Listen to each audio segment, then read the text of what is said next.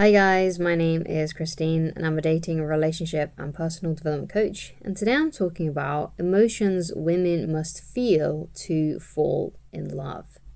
So there's a certain number of emotions, or there's like a basic amount of emotions that women need to feel in order for them to give their heart to you. And the first one that I'm going to be talking about today is safety and how comfortable basically they feel around you. So a woman can't fall in love with a guy and open up her heart and her emotions to a guy if for whatever reason she doesn't feel comfortable or she doesn't feel safe. So why then is it women need to feel safe first? Well, if a woman doesn't feel safe for whatever reason, she can't let her guard down to then open up and feel emotions like, or create for those emotions like love to be created within her, because she's got her guard up. And for a woman to fall in love, her guard needs to be down and she needs to completely trust you. Okay. Now, what are some then behaviors that maybe some men do accidentally, or maybe not so accidentally, that make women feel uncomfortable? So, classic example is a man that over pursues, especially a woman that maybe is already showing like lack of interest and maybe is kind of into him but not all that into him all the way. She could be swayed either way, basically, to falling in love with him or to not be in love with him. And basically the guy is coming on too strong. He's trying to force an outcome, and the way that he's forcing an outcome is by over messaging, or if he doesn't get a response from her right away, he is quick to message her again and say, what's going on? Why aren't you messaging me back? Being overly eager and basically acting like they're together, even though they're only just dating. He's acting like a boyfriend, and acting like he can't live without her, even though they've only known each other for a small amount of time, or they don't know each other well enough in some other area. So, for example, perhaps they only know each other from work. They haven't really had time outside of work to get to know each other that much. Yet he's already acting like they're a couple and being like the overprotective boyfriend by bombarding her with messages. And that just makes a woman feel uncomfortable. So that's something that some guys do, to make women feel uncomfortable and not safe, okay? It's the going from 0 to 100, okay? Because that can, again, like another form of that is if you've only been on a couple of dates with a woman and you're telling her things like, I love you, or I really, really, really, really like you. The best thing to do in those situations, if you're unsure of how a woman feels about you, is to just wait until she says those things, because then you'll know that you're not doing it prematurely then, because if she says it first, then you know that she's ready to hear those words from you too. So it's always best to not say I love you first, to not say I like you first, just in case, especially if you've like had a bit of a track record in the past of coming on too strong. That's something that I struggled with when I was a teenager and when I was in my early 20s. Because what would happen to me personally was this: like, I would go on a date with a woman, I'd have an amazing time, I would think that she's beautiful and amazing, and basically I would then sit there and just fantasize about the date, and I would fantasize about our future, and basically get really emotionally invested just by my own thoughts and just by my own feelings rather than the time spent together. So I would be thinking and ruminating and listening to love songs and feeling on top of the world, and I'll just feel these emotions like, oh my god, I must be in love, I must tell her how I feel. And we've only been on one date, and it's all because I did so much ruminating afterwards. And as you can see, if a woman hasn't been doing the same things with you, then if you say that you like her or you really love her, then it's happening too fast. And even if a woman has been ruminating about you, they know on a logical standpoint that they've only spent a little bit of time with you. They've only spent a couple of hours with you on that date. That you only know her a little bit, and she knows that on some level. So when a guy has this instant in love for her, basically it screams desperation, and also it's making her feel uncomfortable because it's like he's trying to force things to happen faster. He's forcing her to feel the same emotions that he is. And also makes her feel uncomfortable because if he's saying, I love you, or I really, really like you, and yet she still needs time to get to know him, it's going to feel awkward to her because she can't reciprocate, because she's like, well, I need to get to know you more. I don't feel that way just yet. I need to get to know you more. And as you can see, it's uncomfortable. It's uncomfortable when someone says that they really love you, even though you've been on one date with them, and you're like, well, I don't really want to say it back because I'm not quite there yet. And maybe I would be in a few weeks, in a few weeks' time when we spent more time together, but I don't feel those things now. So it makes her feel uncomfortable, and she'll rather ignore those uncomfortable feelings and just not return them, and to just start backing away from that guy. But as you can see, it all comes down to like it's making her feel uncomfortable.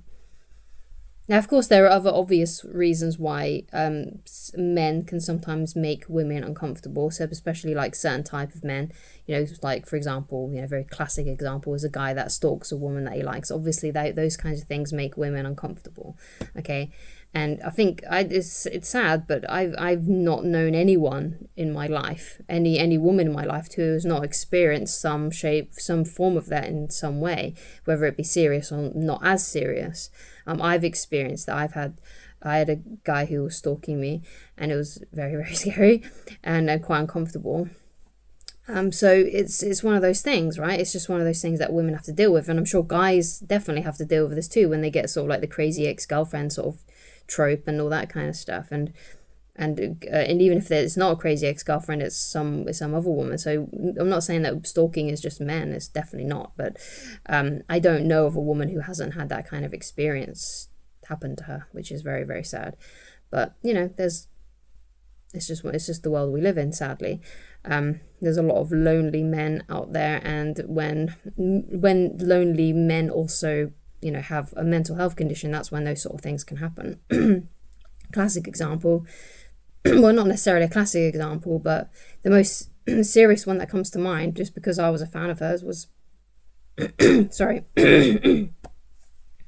was Christina Grimmie, who had a stalker, and he killed her. He shot her. So it's a very real thing that happens to women. Sometimes it can have really disastrous consequences, and it looks like in that certain case that guy also, he had an unhealthy obsession and was stalking her, but also he had not clearly, but it's alleged that he had some kind of mental health condition, and that's a dangerous combination.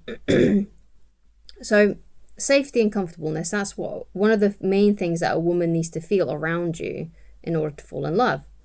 And one of the best ways that you can facilitate her to feel safe and comfortable around you is by making her laugh, by having a good time, just by, being chill and not coming on too strong. And just when you see her, just focus on having fun. Don't focus on emotions. Don't focus on getting her into a relationship with you. Don't focus on feelings and emotions. Let her do that. And then you just focus on having a good time and having a great time together, and think of how you can just have a fun time with each other when you see each other, and just solely focus on that. Just solely focus on having a good time and having a laugh and having a good time. So another emotion that a woman needs to feel around you is desire. They need to have that attraction for you, okay? Because if the attraction isn't there, then there's not really a lot you can do. She's gonna just want to be friends. But if she fancies you, and she thinks that you're handsome, she thinks that you're cute, whatever it may be, then that has to be there. That has to be in place. If she doesn't have that, then there's not really a lot you can do. There's a quote by David D'Angelo, who's another dating coach, and he says that attraction isn't a choice. And it's true. Like, if you think about the women that you've been attracted to and the women that you haven't been attracted to, it's almost like every single one of us has this like navigation system within us that lets us know which people we're attracted to and which people we're not attracted to. So you may be really drawn to one kind of woman, and let's say you're in a room, for example, and it's full of women, full of whoever, and and if you're single, then you're probably out looking for women to date, and you're looking at women that are attractive to you, and there may be loads of women in the room, but there'll be like maybe just like one or two that you'll be like really zoomed in on and interested in. And women have that inside them as well. They'll go into a room and there'll be people in there, maybe there'll be a lot of men, and if she's single and she's looking for a boyfriend, she will be drawn to maybe just one or two guys in that room, and there'll be one that she prefers, and that her navigation system will be like looking at that guy because he's got whatever it is that she personally has a preference for. You know, it could be his hair color, it could be his body style, it could be just the way his mannerisms, and she'll be drawn to him just like how you're drawn to certain women. So what can sometimes happen, sadly, is that you're drawn to a woman, but she's not drawn to you. Okay, so there's not really a lot you can do in that certain situation. Yeah, it sucks because you like her, but she doesn't like you in the same way. So it's one of those things where you have to just keep on dating and meeting new women until you find one that is drawn to you and you're drawn to her, and both of your navigation systems, basically your attraction navigation systems, are pointing at each other. And that's a moment of serendipity. That's a moment where it feels like love at first sight, because you both instantly have that attraction for each other. Now, sometimes attraction isn't always 100% instant. It can grow over time. But if a woman doesn't initially have that attraction for you, or at least think that you're cute on some level, she's not ever going to be interested in you. So yeah, she might think that you're attractive, but she might not also know you well enough, or she hasn't really paid that much attention to you in order to feel those feelings. But if she has spent time with you, she does know you on a certain level, and she's met you properly, and she's had time around you, whether it's in a work environment or a school environment, she should know whether or not if she likes you enough and fancies you enough to date you. So a woman has to have desire as well. So she has to feel safe and comfortable around you. And also she has to have that physical attraction for you. Her navigation system has to be pointing at you as well as yours pointing at her. And that's not always going to be the case. But it is a great moment though. It's an amazing moment when you really, really like someone and she really likes you back. It's like, it's a magic moment. Okay, so those moments and those women are definitely worth trying to find, because it's such an amazing experience when you do.